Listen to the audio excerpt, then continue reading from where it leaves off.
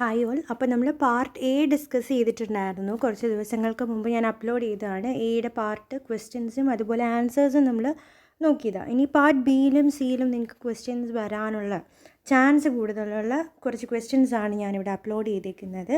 അപ്പോൾ part B സിയും questions മാത്രമേ ഉള്ളൂ. നിങ്ങൾക്ക് ഇതിലേതെങ്കിലും പോർഷൻ നിങ്ങൾക്ക് അറിയത്തില്ല, ഞാൻ അപ്ലോഡ് ചെയ്തിട്ടുണ്ട്. ഇതിലെ ഇൻക്ലൂഡ് ചെയ്യുന്ന എല്ലാ ക്വസ്റ്റ്യൻസിൻ്റെ ആൻസേഴ്സ് ഞാൻ അപ്ലോഡ് ചെയ്തിട്ടുണ്ട്. പക്ഷേ ആൻസേഴ്സ് ആയിട്ടല്ല, തിയറി നോട്ട്സിലായിരിക്കും. ഇനി നിങ്ങൾക്ക് ഇതിന് ഒട്ടും മനസ്സിലാവാത്ത അല്ലെങ്കിൽ അറിയാത്ത ഏതെങ്കിലും പോർഷൻ ഉണ്ടെങ്കിൽ നിങ്ങൾ ചോദിച്ചാൽ മതി. അപ്പോൾ ഞാൻ അതിൻ്റെ ആയിട്ട് ക്ലാസ് ഇട്ട് തരാം. ഓക്കെ. അപ്പോൾ നമുക്ക് പാർട്ട് ബിയും സിയും ക്വസ്റ്റ്യൻസ് മാത്രം ഒന്ന് കാണാം. അപ്പോൾ ഇത്രയും ക്വസ്റ്റ്യൻസ് നിങ്ങൾ പഠിക്കുക. ഈ ക്വസ്റ്റ്യൻസിൻ്റെ ആൻസേഴ്സ് പഠിച്ച് ഒരുവിധം എനിക്ക് ഷുവറാണ് നിങ്ങൾക്ക് ഒരുവിധം നല്ല സ്കോർ വാങ്ങാൻ പറ്റും ഇത്രയും കവർ ചെയ്യുകയാണെങ്കിൽ. അപ്പോൾ പാർട്ട് എ നിങ്ങളെല്ലാം കണ്ടു എന്ന് ഞാൻ ഒന്ന് ഓർക്കുന്നു. അല്ല കണ്ടിട്ടില്ലെങ്കിൽ, കാണാത്ത ആരെങ്കിലും ഉണ്ടെങ്കിൽ അതെടുത്ത് കാണുക. അതിനകത്ത് ഞാൻ ഡിസ്കസും ചെയ്തിട്ടുണ്ട് ആൻസേഴ്സ്. ഓക്കെ. അപ്പോൾ പാർട്ട് ബിയിലുള്ള ക്വസ്റ്റ്യൻസ് ആണിത്. First, discuss the role and scope of managerial economics. First മൊഡ്യൂളിൽ വരുന്നതാണ്. മാനേജറൽ എക്കണോമിക്സ് എന്താണെന്നൊക്കെ നമ്മൾ ഡിസ്കസ് ചെയ്തിട്ടില്ലേ ഫസ്റ്റ് ലെക്ചേഴ്സൊക്കെ. അപ്പോൾ ഫസ്റ്റ് ആൻഡ് സെക്കൻഡ് ലെക്ചറിൽ ഇതെല്ലാം ഇൻക്ലൂഡ് ചെയ്തിട്ടുണ്ട്. അപ്പോൾ മാനേജറൽ എക്കണോമിക്സിൻ്റെ മേജർ റോൾ ആൻഡ് സ്കോപ്പ്, റോളും സ്കോപ്പുമാണ് ക്വസ്റ്റ്യനിൽ ചോദിച്ചിരിക്കുന്നത്. നിങ്ങൾ ക്യാരക്ടറിസ്റ്റിക്സ് ഒക്കെ പഠിച്ചിട്ടുണ്ടാവും അല്ലേ. അപ്പോൾ അതുപോലെ ആപ്ലിക്കേഷൻ ഓഫ് എക്കണോമിക് തിയറീസ് എന്ന് പറഞ്ഞൊരു കൺസെപ്റ്റ് പഠിച്ചിട്ടുണ്ട് ഡിസിഷൻ മേക്കിങ്ങിൽ. അത് തന്നെയാണ് സ്കോപ്പ് ഓഫ് മാനേജറൽ എക്കണോമിക്സ് ആയിട്ട് വരുന്നത്. ഓക്കെ. അപ്പോൾ ആ ഒരു സ്കോപ്പ് നിങ്ങൾ പഠിക്കണം. അതുപോലെ എവിടെയാണിത് റോൾ ഉണ്ടാകുന്നത്, മാനേജറൽ എക്കണോമിസ്റ്റുകളുടെ റോളോ അത് ഒക്കെ നിങ്ങൾക്ക് ഇതിനകത്ത് മെൻഷൻ ചെയ്യാം. ലാസ്റ്റ് ഭാഗമായിട്ടുള്ളത് എക്കണോമിക് പ്രിൻസിപ്പിൾസ് എടുക്കാൻ വേണ്ടി, അല്ലെങ്കിൽ നമ്മുടെ എക്കോണമിയുടെ ബിഹേവിയർ സ്റ്റഡി ചെയ്യാൻ വേണ്ടി, അങ്ങനെയുള്ള ബേസിക് കാര്യങ്ങൾ, ഒരു ബിസിനസ് പ്ലാൻ ചെയ്യാൻ വേണ്ടി, ഇതൊക്കെയാണ് the role and scope of managerial എക്കണോമിക്സിൽ നിങ്ങൾ മെൻഷൻ ചെയ്യേണ്ടത്. ഇതാണ് ഫസ്റ്റ് ക്വസ്റ്റ്യൻ. ഇത് പാർട്ട് ബിയിലുള്ളൊരു ഫസ്റ്റ് ക്വസ്റ്റ്യൻ ആണ്. Second one, what are the functions of the central bank and the commercial banks. Commercial ബാങ്ക്സിൻ്റെ ഫങ്ഷൻസ് ഞാൻ ഇപ്പോൾ ലാസ്റ്റ് ഡിസ്കസ് ചെയ്തതിൽ തന്നെ ഫങ്ഷൻസ് എല്ലാം പറഞ്ഞു.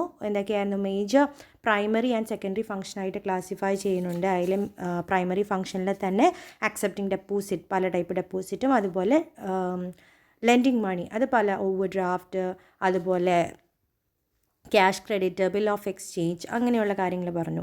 പിന്നെ സെക്കൻഡറി ഫങ്ഷൻസ് ആയിട്ട് ഏജൻസി സർവീസസും general utility services, local service, LOC, cheque issuing, transfer of funds, അങ്ങനെയുള്ള കാര്യങ്ങളൊക്കെ ഡിസ്കസ് ചെയ്തു. അതുപോലെ അത് കൊമേഴ്ഷ്യൽ ബാങ്കിൻ്റെ ഫംഗ്ഷൻ. അതേപോലെ തന്നെ ഇമ്പോർട്ടൻ്റ് ആണ് സെൻട്രൽ ബാങ്കിൻ്റെ ഫംഗ്ഷൻ. അതിൽ നമ്മൾ ഡിസ്കസ് ചെയ്തതാണ് RBI ആൻഡ് ഫങ്ഷൻസ് എന്ന് പറഞ്ഞിട്ടൊരു വീഡിയോ ഇട്ടിട്ടുണ്ട്. അപ്പോൾ അത് കണ്ടു നോക്കുക. അതല്ലെങ്കിൽ നിങ്ങൾ ടെക്സ്റ്റ് ഉണ്ടെങ്കിൽ നിങ്ങൾ അതൊന്ന് റെഫർ ചെയ്യുക. The issue of currency note, പിന്നെ the bank, the RBI act as a banker to the government, bankers bank എന്നാണ് പറയുന്നത്. ബാങ്കേഴ്സിൻ്റെ ബാങ്കാണ്. ബിക്കോസ് നമ്മൾ എന്തെങ്കിലും ആവശ്യം വന്നാൽ ബാക്കിയുള്ള കൊമേഴ്ഷ്യൽ ബാങ്ക്സ് ആരിൽ നിന്നാണ് കടം വാങ്ങാറ്, നമ്മുടെ RBI നിന്നാണ്. Because RBI is apex bank. പിന്നെ control and management of the foreign exchange, നമ്മുടെ ഫോറെക്സ് മാർക്കറ്റിനെ കൺട്രോൾ ചെയ്യുന്നത് RBI ആണ്. അതേപോലെ credit control, then collection of data and publication, പല രീതിയിലുള്ള പബ്ലിക്കേഷൻസ് എല്ലാം RBI ചെയ്യാറുണ്ട്. അതുപോലെ ഡെവലപ്മെൻറ്റ് ആൻഡ് പ്രൊമോഷണൽ ഫങ്ഷൻസ്, ഇതെല്ലാം RBIയുടെ ഫങ്ഷൻസ് ആയിട്ട് വരുന്നതാണ്. ഓക്കെ. പിന്നെ മോണിറ്ററി പോളിസി ആയിട്ടുള്ള പല റേറ്റുകൾ, അതെല്ലാം മാറ്റുന്നതിനൊക്കെ ആരാണ് റെസ്പോൺസിബിൾ? RBI ആണ്. ഇതൊക്കെയാണ് നിങ്ങൾ ഫങ്ഷൻസ് ഓഫ് RBIയിൽ ഇൻക്ലൂഡ് ചെയ്യേണ്ടത്. സെൻട്രൽ ബാങ്ക് എന്ന് പറഞ്ഞാൽ ഇത്രേ ഓർക്കേണ്ടുള്ളൂ, ഇറ്റ് ഇസ് RBI. ഓക്കെ. പിന്നെ നമ്മൾ മൂന്നാമത്തെ ക്വസ്റ്റ്യൻ വന്നിരിക്കുന്നത് ഡിമാൻഡാണ്. നിങ്ങളുടെ തേർഡ് മൊഡ്യൂളിൽ വന്നിരിക്കുന്നതാണ്. What are the types of demand, അതാണ് തേർഡ് ക്വസ്റ്റ്യൻ ആയിട്ട് വരുന്നത്. Okay. Third question, what are the types of demand, അതാണ് എക്സ്പ്ലെയിൻ ചെയ്യുന്നത്. എന്താണ് ഡിമാൻഡ്, അതിൽ എന്തൊക്കെ ടൈപ്പ് ഉണ്ട്, അതൊക്കെ ഇതിനകത്ത് നിങ്ങൾക്ക് മെൻഷൻ ചെയ്യാം. ഓക്കെ. പിന്നെയുള്ള ഫോർത്ത് ക്വസ്റ്റ്യൻ ആയിട്ട് വരുന്ന what is the Cobb Douglas production function. നിങ്ങളുടെ ഫോർത്ത് മൊഡ്യൂൾ എന്ന് പറയുന്നത് പ്രൊഡക്ഷൻ ഫംഗ്ഷനാണ് അല്ലേ. പ്രൊഡക്ഷൻ ഫംഗ്ഷനിൽ തന്നെ ഒരു മേജർ ഒരു പ്രൊഡക്ഷൻ ഫംഗ്ഷൻ്റെ ലോ ആണ് this Cobb Douglas production function. അതിനൊരു ഇക്വേഷൻ ഉണ്ട്, KLAC 1 - A Q = KLAC 1 - A എന്ന് പറഞ്ഞ ഇക്വേഷൻ. അപ്പോൾ ആ ഒരു ഇക്വേഷൻ നിങ്ങൾക്ക് മെൻഷൻ ചെയ്യാം. അതുപോലെ ആ ഒരു ഡെഫിനിഷൻ അല്ലെങ്കിൽ ഈ ഒരു ഇതൊരു എംപിരിക്കൽ ആയിട്ടുള്ള പ്രൊഡക്ഷൻ ഫംഗ്ഷൻ, അത് ഫോർമുലേറ്റ് ചെയ്തിരിക്കുന്ന ആരാണ്? CW Cobb and Paul H Douglas of USA. അപ്പോൾ ആ കാര്യം നിങ്ങൾക്ക് മെൻഷൻ ചെയ്യാം. ഇതൊരു അമേരിക്കൻ മാനുഫാക്ചറിങ് കമ്പനിയെ ബേസ് ചെയ്തിട്ടാണ് ഈ സ്റ്റഡി നടത്തിയെന്നുള്ളത് എഴുതാം. അതിനകത്ത് ഈ KLAC 1 - A ഇക്വേഷനിൽ K എന്താണ്, അതുപോലെ L എന്താണ്, C എന്താണ്. K എന്തായിരുന്നു? The output. K is a constant. Okay, Q output ആകുമ്പോൾ കെ ഈസ് എ കോൺസ്റ്റൻറ്റ്. നമ്മുടെ എന്ത് ടെക്നോളജിയാണ് യൂസ് ചെയ്യുന്നത് അതിനെയാണ് കെ എന്ന് പറയുന്നത്. പിന്നെ എൽ എന്ന് പറയുമ്പോൾ നമുക്കറിയാം ലേബർ ഇൻപുട്ടാണ്. A is A positive action which indicate the proportion between the inputs. പിന്നെ സി ക്യാപിറ്റൽ ഇൻപുട്ട്. ക്യാപിറ്റലും അതുപോലെ ലേബറുമാണ് ഇൻപുട്ട്സ്, അതിൻ്റെ ഒരു പ്രപ്പോർഷനെ മെൻഷൻ ചെയ്യുന്നതാണ് എ. അപ്പോൾ ഈ ഒരു കാര്യങ്ങളൊക്കെ എഴുതിയിട്ട് നിങ്ങൾക്ക് വേണമെങ്കിൽ ഒരു വിത്ത് എക്സാമ്പിൾ നിങ്ങൾക്ക് മെൻഷൻ ചെയ്യാം. ഓക്കെ, അതാണ് നമ്മളുടെ 4th ക്വസ്റ്റ്യൻ ആയിട്ടുള്ള കോപ്പ് ഡോഗ്ലസ് പ്രൊഡക്ഷൻ ഫംഗ്ഷനായിട്ട് വരുന്നത്. പിന്നെ 5th ക്വസ്റ്റ്യനിൽ വരുന്നത് എന്താ, what are the or explain the economies and diseconomies of scale. Economies of സ്കെയിലും അതുപോലെ ഡിസെക്കോണമീസ് ഓഫ് സ്കെയിലും മെൻഷൻ ചെയ്യാം. എക്കണോമീസും ഡിസെക്കണോമീസും എവിടെയാണ് വരുന്നത്, നിങ്ങളുടെ മൊഡ്യൂൾ നമ്പർ 4 വരുന്നത്. 4 തന്നെ ദാറ്റ് ഈസ് പ്രൊഡക്ഷൻ ഫംഗ്ഷൻ നിങ്ങളുടെ ചാപ്റ്ററിൽ അതിൽ തന്നെയാണ് എക്കണോമീസും ഡിസെക്കോണമീസും. അതെന്താണെന്ന് നിങ്ങൾ മെൻഷൻ ചെയ്യണം. അപ്പോൾ രണ്ടിനെ ഡെഫിനിഷൻ എഴുതാം, അതുമായിട്ട് ബന്ധപ്പെട്ടിട്ടുള്ള കാര്യങ്ങളൊക്കെ നിങ്ങൾക്ക് അവിടെ മെൻഷൻ ചെയ്യാം. എക്കണോമീസ് ഓഫ് സ്കെയിൽ എന്ന് പറയുമ്പോൾ അതിന് 2 ടൈപ്പൊക്കെ ഉണ്ട്, ഇൻറ്റേർണൽ ആൻഡ് എക്സ്റ്റേർണൽ എക്കോണമീസ് അല്ലേ. ആ ഒരു ഇൻറ്റേർണൽ ആൻഡ് എക്സ്റ്റേർണൽ എക്കോണമീസ് നിങ്ങൾക്ക് മെൻഷൻ ചെയ്യാം. എന്തൊക്കെയാണ് ഇൻറ്റേർണൽ എക്കോണമീസിൽ വരുന്നത്, technical, then labour, then managerial economics, commercial economics, economy of capital, risk bearing economies. അതുപോലെ എക്സ്റ്റേർണലാകുമ്പോൾ എന്തായിരിക്കും, economies of information, economies of concentration. ഇങ്ങനെയുള്ള കാര്യങ്ങളാണ് നിങ്ങൾ എക്കണോമീസ് ആൻഡ് ഡിസെക്കോണമീസ് ഓഫ് സ്കെയിലിൽ എഴുതേണ്ടത്. ഓക്കെ, ഇതൊക്കെ നിങ്ങൾക്ക് ഡൗട്ട് ഉണ്ടെങ്കിൽ നിങ്ങൾ നമ്മുടെ കമൻറ്റ് ബോക്സിൽ ഇട്ടാൽ മതി. ഞാൻ അതിൻ്റെ നിങ്ങൾക്ക് വേണമെങ്കിൽ ഒരു ഷോർട്ടായിട്ടുള്ള ലെക്ചർ എടുത്ത് തരാം. പിന്നെ നെക്സ്റ്റ് ക്വസ്റ്റ്യൻ വരുന്നത്, what are the features of A perfect competition and how pricing is done. Perfect competition മാർക്കറ്റിലെ മാർക്കറ്റ് സ്ട്രക്ചറിൽ തന്നെ പല ടൈപ്പ് ഓഫ് കോമ്പറ്റീഷൻ ഉണ്ട് അല്ലേ. പെർഫെക്റ്റ് കോമ്പറ്റീഷൻ ഉണ്ട്, ഇംപെർഫെക്റ്റ് കോമ്പറ്റീഷൻ ഉണ്ട്, പ്യുവർ കോമ്പറ്റീഷൻ ഉണ്ട്. അതിനകത്ത് പെർഫെക്റ്റ് കോമ്പറ്റീഷനാണ് ഇവിടെ ക്വസ്റ്റ്യൻ ചോദിച്ചിരിക്കുന്നത്. അപ്പോൾ പെർഫെക്റ്റ് കോമ്പറ്റീഷൻ എന്താണെന്ന് നിങ്ങൾ ആദ്യം മെൻഷൻ ചെയ്യണം. എന്നിട്ട് അതിലെങ്ങനെയാണ് നമ്മൾ പ്രൈസ് ഡിറ്റർമിൻ ചെയ്യുന്നത്. അതിൽ ഷോർട്ട് പീരീഡ് അതുപോലെ ലോങ് പീരീഡും മാർക്കറ്റ് പീരീഡിലും വെരി ഷോർട്ട് പീരീഡിലും നിങ്ങൾക്ക് പ്രൈസ് ഡിറ്റർമിനേഷനുണ്ട്. ആ ഒരു കാര്യങ്ങളൊക്കെ നിങ്ങൾക്ക് ഇവിടെ മെൻഷൻ ചെയ്യാം. ഓക്കെ, അതിൽ തന്നെ മാർക്കറ്റ് പ്രൈസിൽ എങ്ങനെ, അല്ലെങ്കിൽ മാർക്കറ്റ് പീരീഡിൽ എങ്ങനെ, നോൺ പെരിഷബിൾ ഗുഡ്സിന് എങ്ങനെയാണ്, ലോങ് പീരീഡിൽ എങ്ങനെയാണ്, ഇതൊക്കെ നിങ്ങൾക്ക് ഈ ഒരു ആൻസറായിട്ട് നിങ്ങൾക്ക് മെൻഷൻ ചെയ്യാം. പിന്നെയുള്ളത് what is or explain the term kinked demand curve and the equilibrium price.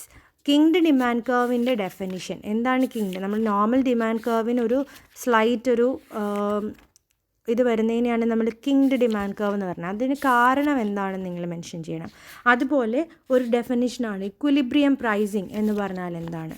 പ്രൈസിങ്ങിൽ തന്നെ ഇക്വിലിബ്രിയം പ്രൈസിങ്ങിൻ്റെ കൺസെപ്റ്റ് മെൻഷൻ ചെയ്യുക. ഇതൊക്കെയാണ് പാർട്ട് ബിയിൽ നമുക്ക് പഠിക്കാവുന്ന കുറച്ച് ക്വസ്റ്റ്യൻസ്. അപ്പോൾ ഇത്രയും ക്വസ്റ്റ്യൻ പഠിക്കുന്നത് ഇപ്പോൾ എല്ലാ മൊഡ്യൂൾസിലും ഓരോ ഭാഗങ്ങളായിട്ട് ഇൻക്ലൂഡ് ചെയ്തിട്ടുണ്ട് അല്ലേ. അപ്പോൾ എല്ലാ മൊഡ്യൂൾസിലും എന്ത് പഠിക്കണമെന്നുള്ളത് ഇതിൽ നിങ്ങൾക്ക് മനസ്സിലാവും.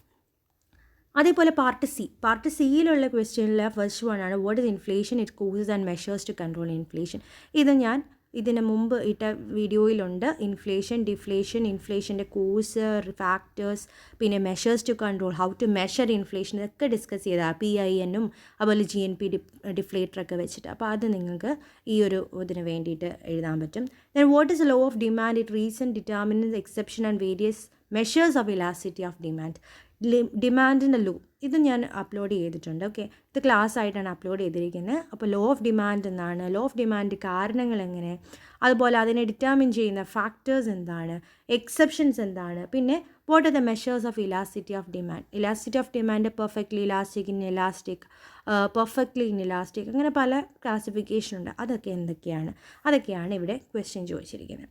Then what do you mean by shift in demand, distinguish between extension and contraction of demand.